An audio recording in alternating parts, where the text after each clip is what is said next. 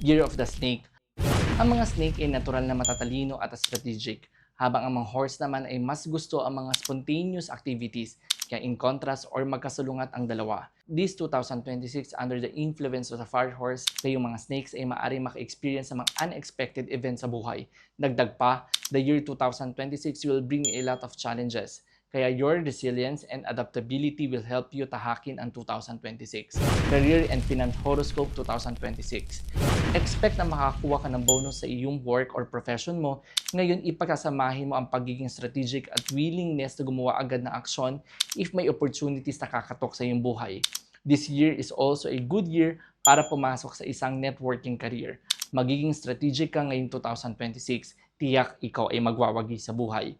In terms naman sa inyong finances, mga kapakbet, initially, may chance na kayo ay makakaranas ng financial growth. Subalit, maaaring hindi ito mangyari kung hindi kayo malulugi o mabibiktima ng mga masasamang tao o scammers. Nandyan ang thriving stars sa iyong mga tabi, especially if ikaw ay edad 25 at 61 years old. Gagantipalaan ka ng kaunlaran ng iyong kasipagan sa trabaho at buhay. Nandyan din ang heavenly star na pumapabor sa mga snake, especially sa edad na 49 years old. This star will bring you collaboration, expanding your business ventures. Health at Well-Being Horoscope 2026. Magiging draining ang year 2026 mo kung hindi mo makakasabay ng bilis ng fire energy na dala ng Fire Horse 2026. Kaya naman ang ending ay palagi mong nararamdaman na ikaw ay pagod at walang gana. Huwag na huwag mo ring papabayaan ang iyong diet at tulog kung ayaw mo magkaroon ng malaking problema sa iyong katawan. Isang paalala lang, na pagkaingatan ang iyong sarili dahil it's seen na kayo ay masasangkot sa isang fire-related incident tulad ng heat stroke, skin irritation at iba pa. Kaya habang maaga pa, ingatan ang sarili. Basta wag na wag ka lang magpapatalo sa stress. Kung stress ka na talaga, focus on doing your habits for the snake na makapag-recharge ka. Love and Relationship Horoscope 2026.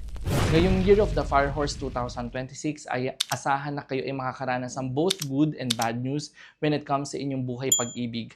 To be specific, para sa mga singles dyan, hindi nyo mapipigilan ang inyong mga sarili na ma-attract sa mga tao magpapalakas ng karisma at adventure sa buhay.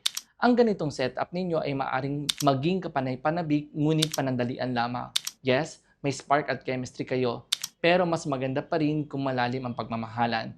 Para naman sa mga in a relationship dyan, it is a better na gumawa kayo ng mga bagong memories with your partner na magkasama para mas lumalim ang pagmamahalan na meron kayo. Iwasan lang na i-overthink ang mga bagay-bagay dahil hindi maganda ang magiging resulta nito. Personal Growth Horoscope for 2026. When it comes to your personal growth naman ngayong Year of the Fire Horse 2026, may mga dapat kang tandaan. Una, nandyan ang Death God influence na kung saan ay mas madalas mo makakalimutan ang mga important dates sa iyong buhay. Yung parang wala kang focus. Nandyan din ang Broken Star na kung saan naman ay nagbibigay sa inyo ng mga babala at maaaring magkaroon ka ng legal problems tulad na may close deal ka, bigla na lang maglalaho o nalabag na kontrata. Isa pa, nasa inyo ang Moye Star na kung saan mararamdaman ninyo na kayo ay hindi pinapansin o nabibigyan ng sapat na halaga, lalong-lalo na sa mga yung younger snakes. Kaya naman mga kapakbet, making things strategic ay one of your ways ngayong 2026 to attain your professional growth. Be observant ka lang and comply sa mga standards, maging confident ka lang lagi. Forecast lang yan. Pero ang kapalaran, nasa kamay mo pa rin.